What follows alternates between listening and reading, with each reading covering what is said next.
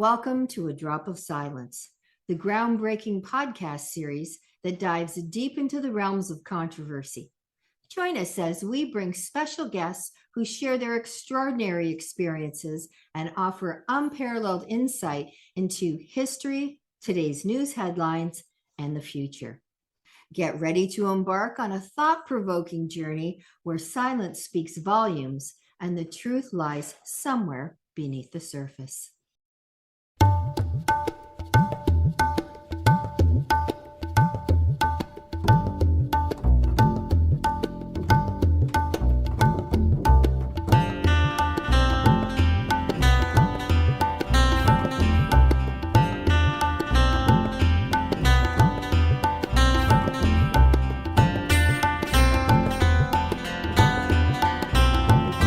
What time will it be when war is no more?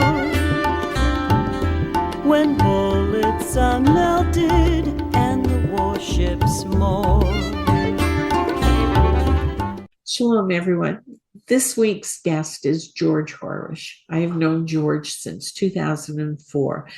George Horesh is not only a master at history, especially Israeli and Jewish history. He knows Israel's topography and all of its historical sites like the back of his hand. He is one of the leading tour guides of Israel that the senators and congressmen and other world leaders use to take them around Israel and to learn about the facts on the ground. During this interview, you're going to see me stutter and stammer like a fool, because George brought up a few really important things that I had completely forgotten about. And the first one was that the day that we did this interview was October 6th, the day before Hamas attacked Israel. And he brought up that it is the Yom Kippur War yahrzeit or anniversary of that time. You could tell by the look on his face, he was preparing himself. He was anticipating something terrible happening just because of how much history he knows and how skilled he is at putting pieces together.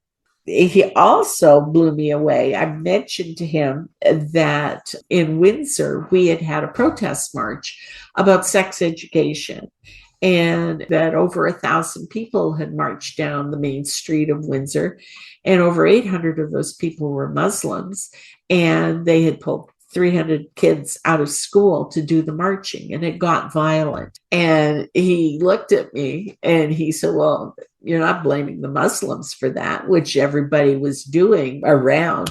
And he says, you can't possibly blame the Muslims. How are they supposed to know how to behave? And he's right. He said, this is a secular school.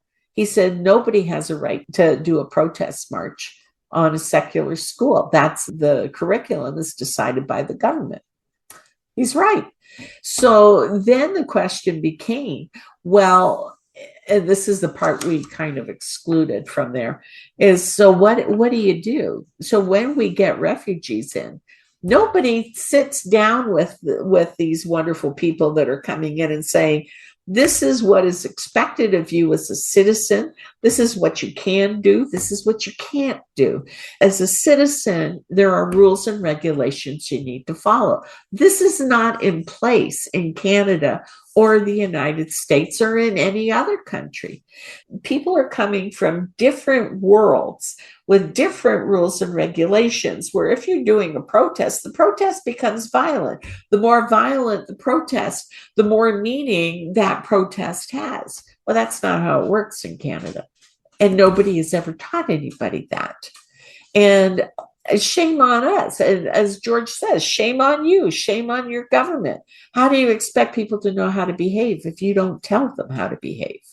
That you're in a new world, you're in a democracy, and you have rights, but you also have responsibilities. So if I sound a little stammery, it's because he blew me away with that. And I went, he's absolutely correct on both counts. I hope you enjoy listening to George. George Horesh is my special guest today. George is the Director of Business Development, and he is the Senior Tour Guide for the famous Alma-Israel tours. In the last 35 years, George has led most of the exclusive senior visitors in Israel, including senators, Congress members, pastors, individuals, including Steven Spielberg and other groups. His depth and breadth of experience and knowledge of the land of Israel and its history and politics of the part of the world is second to none. And I adore him. He's my favorite tour guide. Hi, George. Welcome. How are you doing? Thank you so much, Pam. I'm doing fine. Everything is okay. And we're preparing for the Jewish holiday period right now. Yes, yes. Last night was rough. I was up till after 1 a.m. But let's talk. What I want to talk to you about, especially over here in Windsor, what I was telling you is it's a situation now where you just don't feel safe on the streets anymore. And last Wednesday we had a riot. Well, it was supposed to be a peaceful march, but it got violent. And I was just saying, I feel more safer in Israel than I do in my own country now. So what is the history? Like, where I want to start is Israel has so many incredible spots of historical battles and things. I'm wondering if you can describe them a bit, like Megiddo and Masada, and how things have changed in Israel from that time. Maybe I should start much later in history and not so early, like Megiddo or Masada. We are commemorating right now 50 years to the Yom Kippur War that took place in 1973. Yeah. Unfortunately, that was the first time I've experienced battle. I was 18 years old at the time. So I'm revealing my age, of course. You're just a baby. Yeah. Nevertheless, I think that it was basically the last battle or last struggle that we as Jewish people had, that someone was aimed to destroy Israel, not just to get a piece of land. That's what I think, of course, but rather to destroy the entity which is called Israel. And it seems that it's not the time, but during Passover, we have an expression that we read the Haggadah that says every generation and generation, they try to destroy us. And it says over there, the Kadosh Baruch Hu, where the Lord is saving us from that trouble. I don't know if the Lord is saving us from that trouble, but time after time, we prevail. And I think that right now, in this day of age, we live in a moment of which there is the perfect storm. I call it the coalition of the green and the red. The red is the ultra liberal, who thinks that Israel is the source of all evil. And they take it out on Jews in America, in North America, in Canada, or the U.S. In other words, when your kids go to the colleges in Canada or the U.S., they are to be blamed for what they think is the fault of Israel in the world. That's the coalition of the red.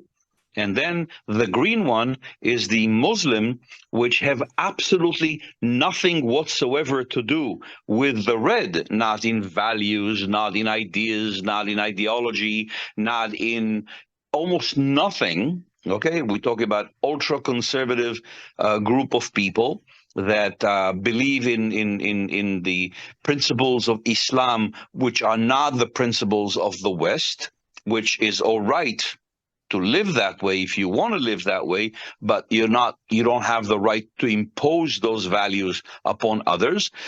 And I call that the green, because that's the green flag of Islam. Okay. So that coalition of red and green that merged together in the 21st century is the biggest threat right now to Jewish people around the world, to the state of Israel, and they're projecting nothing else but pure hate. nothing else but pure hate.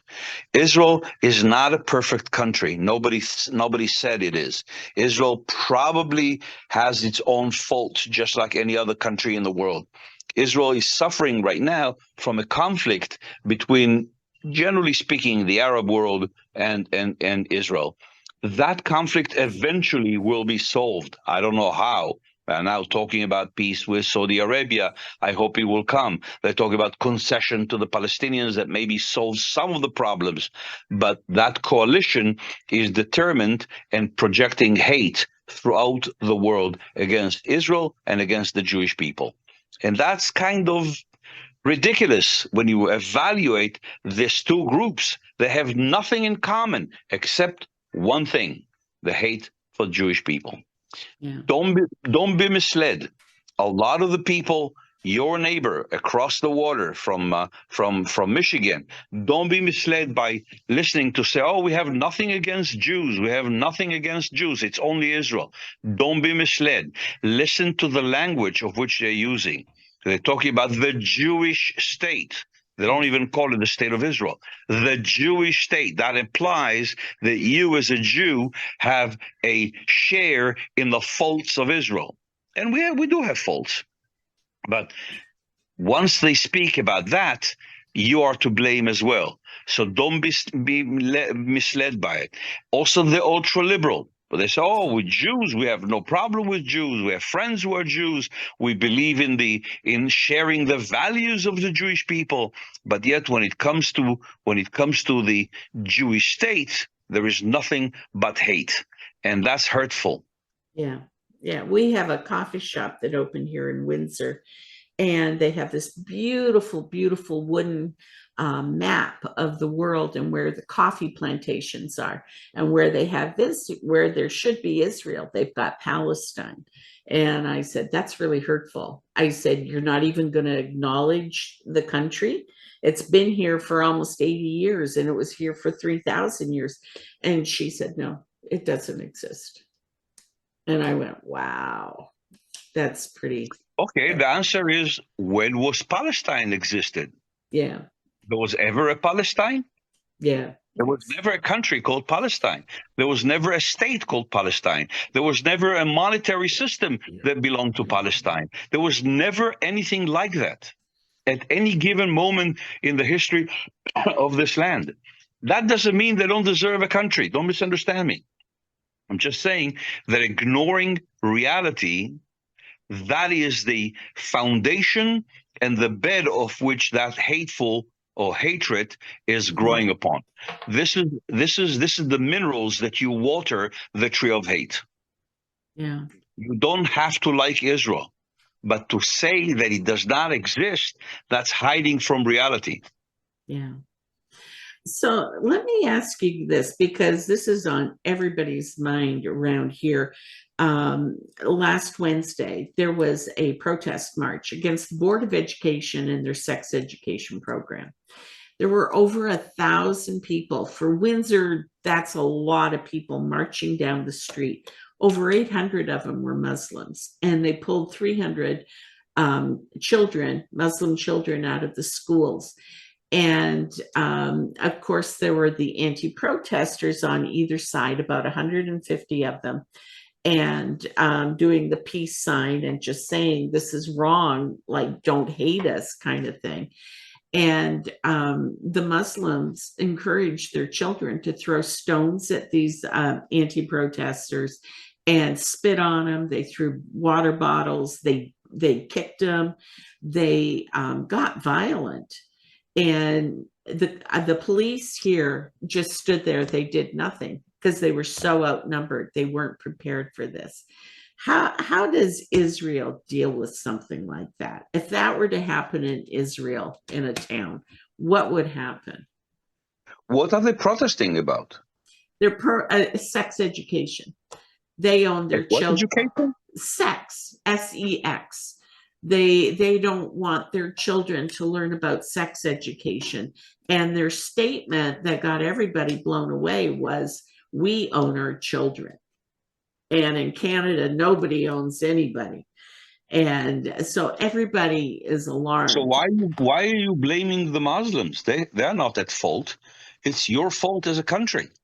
If you have sectorial education in Canada, if you accept sectorial education, in other words, Muslim will go to Muslim school. No, I'm not talking about private. I'm talking about what the state funds. Okay, Yeah. if you have a sectorial schools, if you allow a sectorial school, okay, then they can teach whatever they want in their sectorial schools.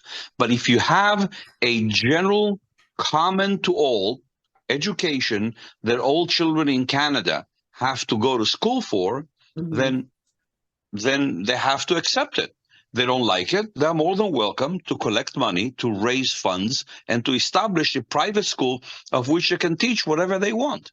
Yeah, this But is a public sector. This was the public sector school that that's they exactly were what I'm protesting. saying. If it is the public sector, your government of your county and the government of Canada have to decide, do we accept or we do not accept sectorial school?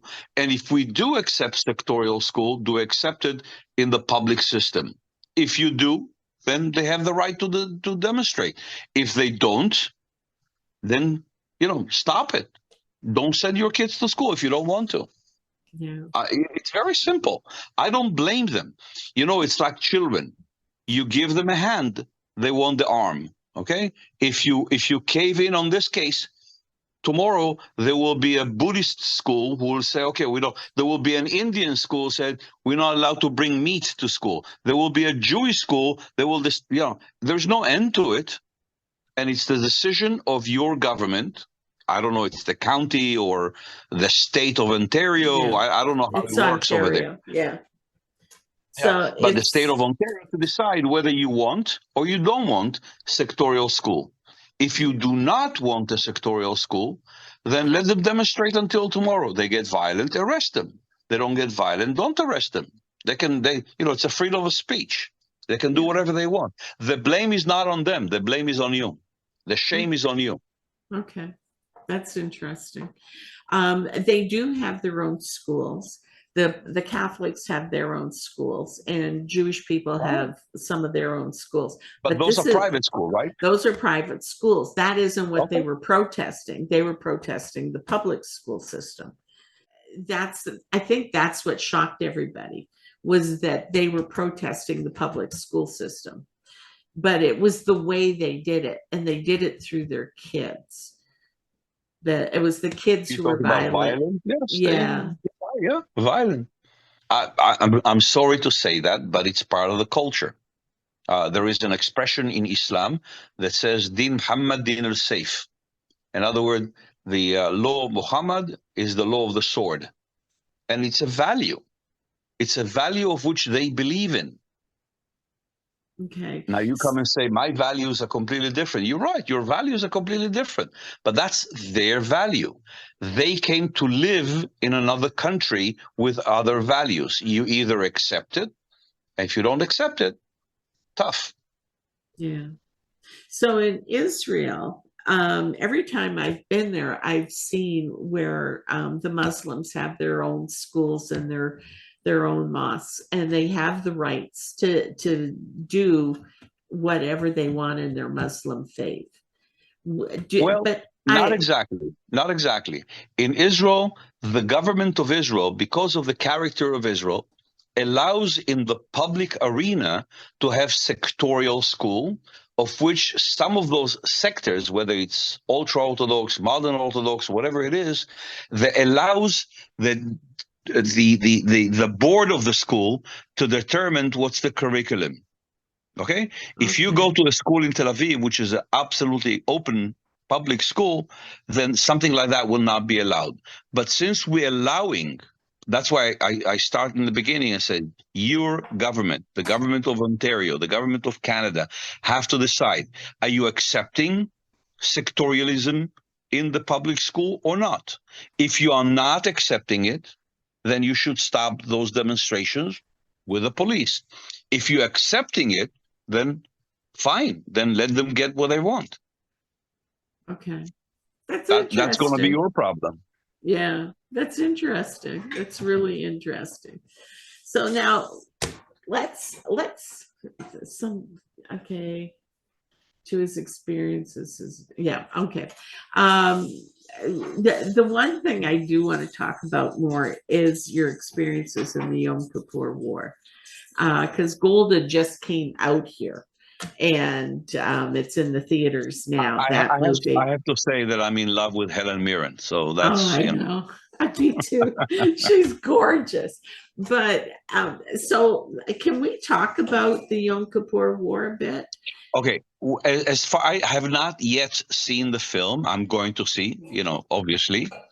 Nevertheless, I should say that my feelings towards Golda is ambivalent because in one hand, and I think it does not show it in the film, I do blame her for the way the war started.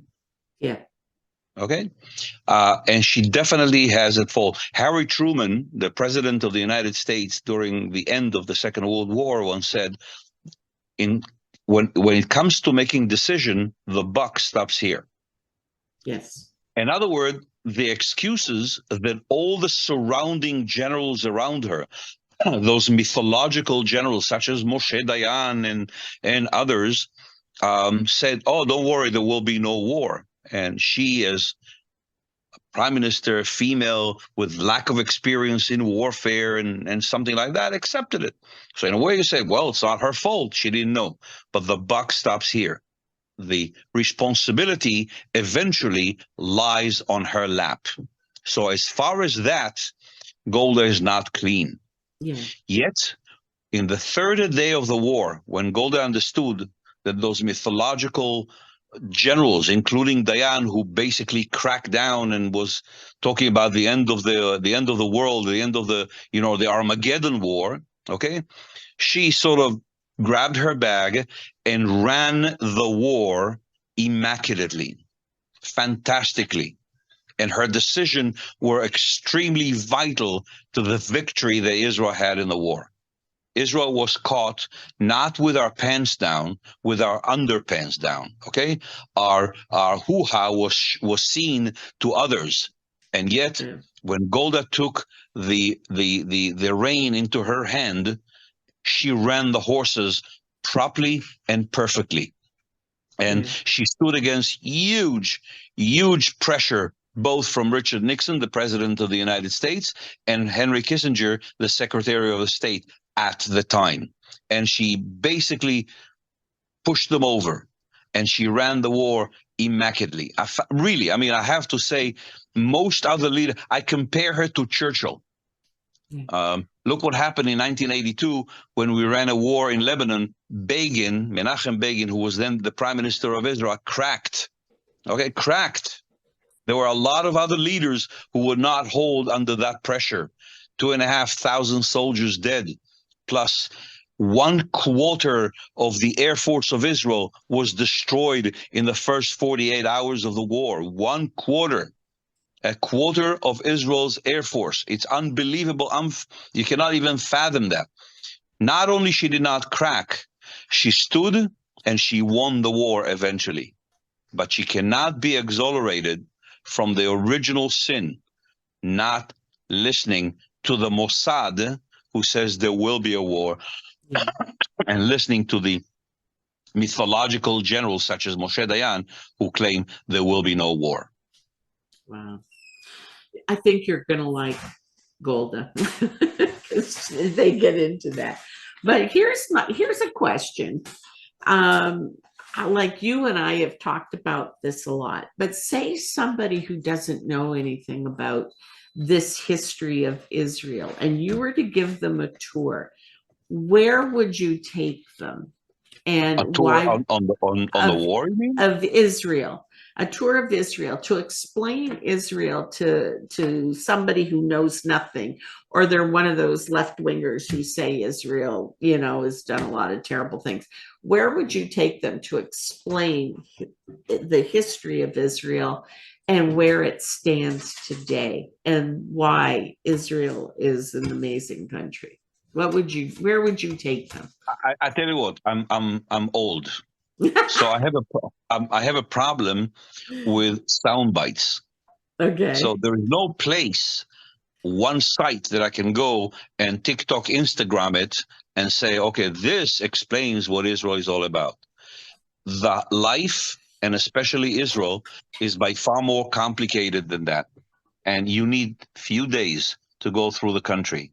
I would do a round trip around Israel, like 7 days, drive along the historical parts of Israel, such as Caesarea, and the modern Israel, such as Tel Aviv and Haifa. I would go to the Golan Heights and talk about the war of 1973 and how Israel survived that war against all odds. Just by the way, on the first day of the war, there were 80 Israeli tanks versus 2,500 Syrian tanks that did the onslaught against Israel, and yet we came out. I would go to Jerusalem. I would definitely go to the West Bank. I would definitely have them listen to also Palestinians. I'm not afraid of it. They have their say, but I will present to them at the end what Israel is all about, and the struggle that this country have simply to survive. Again, we're not perfect. This government, the current government of Israel, is not exactly to my liking. I have to say it out loud. I'm not crazy about that. I'm not crazy about the lunatics that are sitting over there in Netanyahu's government. But it's one government out of 75 years of existence. So it's obviously does not represent what Israel is all about. Okay. And I'll take them to Jerusalem and I'll show them the freedom of which people, Arabs, Muslim, Christians, Greek, whatever it is, Jews live there together in harmony, way more than the image that there is in Israel. I was there just last Saturday. I took a bunch of friends of mine, Israelis, who also like American. Oh, we don't want to go there. We don't want to go there. You think it's there. We walked through the entire old city. They were shocked at the live, at the vibrant, at the colors, at the relationship. Everybody from every second store over there said, "Hey, George, good, George. How are you, George? How's the kids, George?" And so on and so forth. So obviously, I need few days in order to show Israel. And I'm not fishing for business. Don't misunderstand. But you definitely need few days to do that. Yeah. When I was with you in 2004, that was the first time we met. Do you realize how long we've known each other? It's amazing. It is. It is. But I just remember totally falling in love with Israel, walking around with you. You have, do you know the song by the Eagles about Hotel California? Oh, yes, yes. You remember the last sentence of the song, last paragraph of the song? You can check out anytime you want, but you can never leave. That's Israel. Yeah. Yeah, it's true. It's true. It's a great place. Okay, well, thank you so much, George, You're for very doing welcome. this. And thank you for the kind words. And what is the name of your tour industry? The company that you work for? Alma-Israel. Alma-Israel. Alma-Israel. You can go online. We have a website which we never use because we work mostly word of mouth. But you can find us on Facebook, Alma Boutique Travel in Israel. And you can find me personally on Facebook, George Horesh. There is a lot of information over there, a lot of small films, short films about Israel. And you can always find me through Pam. Yeah, that's true. I brag about you all the time. You'll come back on again and do another podcast. My pleasure. Okay, thank you so much, George. It was so nice to talk to you. Take care. Bye-bye. Bye.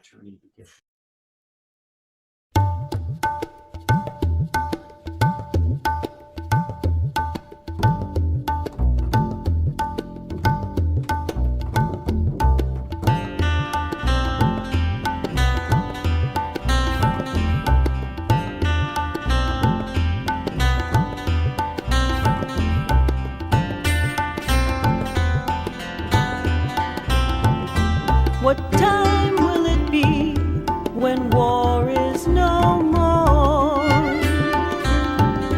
When bullets are melted and the warships moor. This podcast is brought to you by Unbreakable Bindings Publishing Company. Executive produced by Lori Baldassi, produced by Ryan Richardson, hosted by Pam Goldstein.